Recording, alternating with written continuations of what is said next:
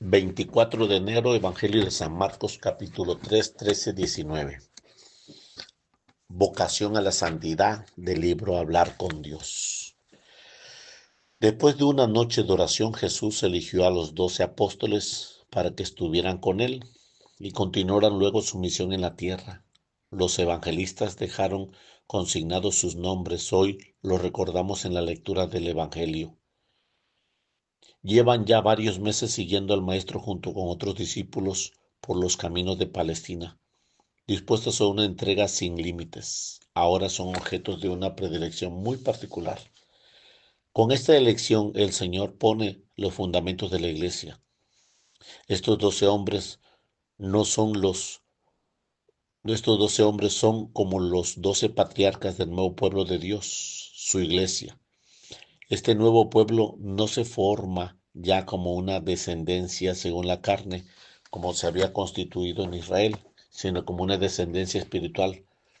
¿Por qué llegaron estos hombres a gozar de una fama tan favorable por parte de Dios? ¿Por qué ellos precisamente y no otros? No cabe preguntarse por qué fueron elegidos, simplemente los llamó el Señor y en esa libérrima elección de Cristo llamó a los que quiso, atribuía su honor y su esencia a su vocación. No me habéis elegido ustedes a mí, sino que yo los he elegido a ustedes. La elección es siempre cosa de Dios. Los apóstoles no se habían conseguido por sus sabios poderes o importancias. Son hombres normales y corrientes que han respondido con fe y generosidad a la llamada de Jesús. Cristo elige a los suyos y este llamamiento es el único título. San Pablo, por ejemplo, para subrayar la autoridad con la que enseña y amonesta a los fieles, empieza con frecuencia su carta de este modo. Pablo, siervo de Cristo Jesús, llama, llamado al apostolado, elegido para predicar el Evangelio de Dios. Llamado y elegido no son los hombres ni por obras de los hombres, sino por Jesucristo y Dios Padre. Presente en todos estos discursos está esta realidad, la elección divina. Jesús llama con imperio y ternura, como Yahvé a sus profetas y enviados, Moisés, Samuel, Isaías. Nunca los llamados merecieron en modo alguno la vocación para que fueran elegidos, ni por eso, ni por su buena conducta, ni por condición personal. San Pablo lo dirá explícitamente. No llamó con, Nos llama con vocación santa, no en virtud de nuestras obras, sino en virtud de su designio. Es más, Dios suele llamar a sus servidores y para sus obras a personas con virtud de sus cualidades desproporcionadamente pequeñas, para lo que se realizará con su ayuda divina. Considerad vuestros llamamientos, pues no hay entre ustedes muchos sabios según la carne. El Señor nos llama también a nosotros para que continuamente su obra redentora en el mundo y no nos pueda sorprender y mucho menos desanimar nuestras flaquezas ni la desproporción entre nuestra condición y la tarea que nos pone Dios por delante. Él da siempre el incremento, nos pide nuestra buena voluntad y la pequeña ayuda que puede darle en nuestras manos. Llamó a los que quiso. La vocación es siempre y en primer lugar una elección divina, cualquiera que fuera las circunstancias que acompañaron el momento en que se aceptó esta elección. Por eso, una vez recibida, no se debe a someter a revisión. No cabe discutirla con razonamientos humanos que siempre son pobres y cortos. Dios da siempre las gracias necesarias para perseverar, pues como enseña Santo Tomás, a quien Dios eligió para una misión, los prepara y dispone de suerte de que sean idóneos para desempeñar aquello por lo cual fueron elegidos. En el cumplimiento de esta misión, el hombre descubre la grandeza de su vida porque la llama divina y en el último instante la revela que Dios hace el misterio de su ser es simultáneamente una palabra que devela el sentido y el ser de la vida del hombre. Es en una audición y en la aceptación de la palabra divina como el hombre lleva a comprenderse a sí mismo y adquirir, por tanto, una coherencia de su ser. De ahí que el comportamiento más fuerte ante mí mismo, la más completa honradez y coherencia en mi propio ser, con, acontece en mis compromisos ante el Dios que llama. La fidelidad a la vocación es fidelidad a Dios, la misión que nos encarga para lo que hemos sido creados, el modo concreto y personal de dar gloria a Dios. Para aquellos 12 comenzó aquel día una vida nueva junto a Cristo. Uno de ellos, Judas, no fue fiel, a pesar de haber sido expresamente elegido.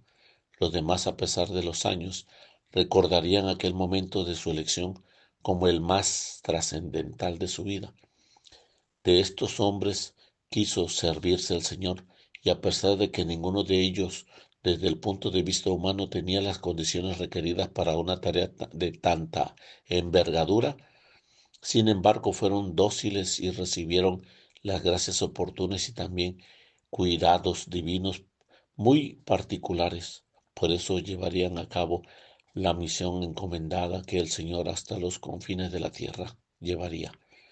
El Señor también llama hoy a los apóstoles para que estén con Él en la recepción de los sacramentos, en la vida de oración, el trato íntimo y profundo con el Maestro, su santidad personal, y enviarlos a predicar apostolados en todos los ambientes.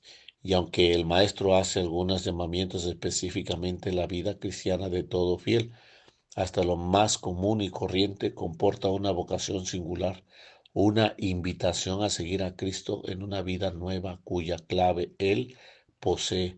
Si alguno quiere venir en pos de mí, deje todo. Los primeros cristianos siempre consideran su condición como fruto de una vocación divina. Los bautizados en Roma o en Corintios según los santos por vocación. A todos nos ha llamado Cristo para que le sigamos de cerca, le imitemos y demos a conocer, haciendo presente en el mundo la obra de la redención hasta que Él venga.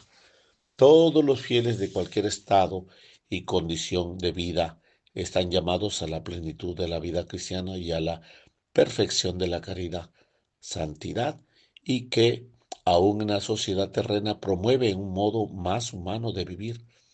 Esta plenitud de la vida cristiana pide heroicidad de las virtudes y se pondrá particularmente de manifiesto en circunstancias en las que el estilo de vida o los fines que muchos se han propuesto en su vida están lejos del ideal cristiano.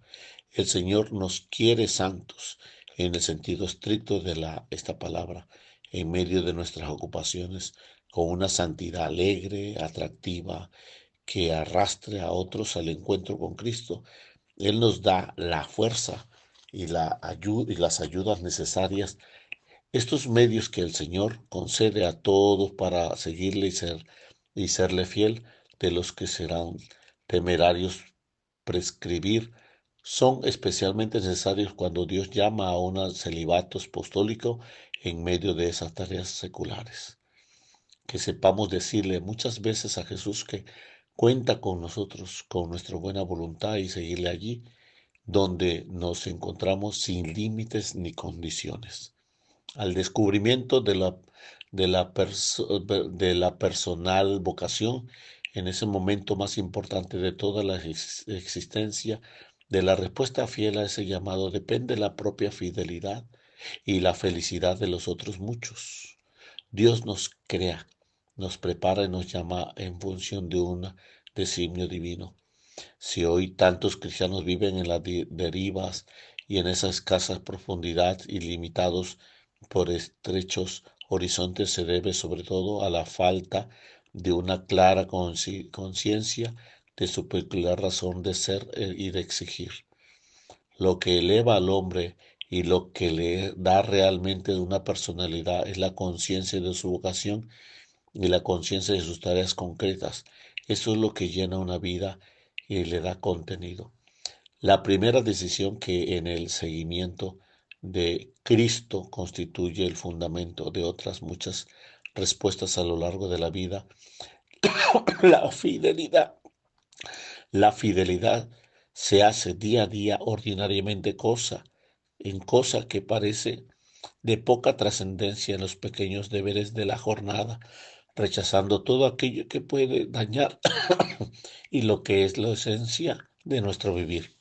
No basta en mantener la vocación, es preciso renovarla, reafirmarla constantemente cuando parece difícil y en los momentos en que todo cuesta. Cuando los ataques del mundo, del demonio y de la carne se manifiestan con todo su poder, siempre tendrán la ayuda necesaria para ser fieles. Cuantas más dificultades, más gracia y con las luchas ascéticas bien determinadas. El amor crece y se enraiza en el paso del tiempo y se entrega lejos de toda rutina y se hace más consciente y más madura.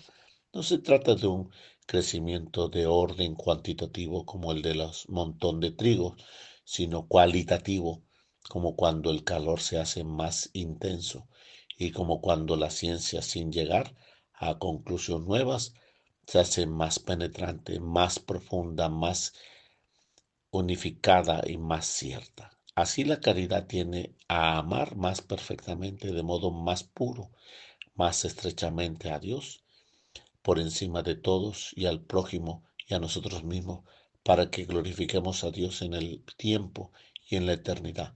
Ese es el crecimiento que el Señor nos pide. Esforcemos para crecer en la santidad, en el amor a Cristo y a todos los hombres por Cristo. Es asegurar la fidelidad y por tanto la alegría, el amor y una vida llena de sentido. Del libro Hablar con Dios, 24 de enero. En nombre del Padre, del Hijo, del Espíritu Santo. Amén.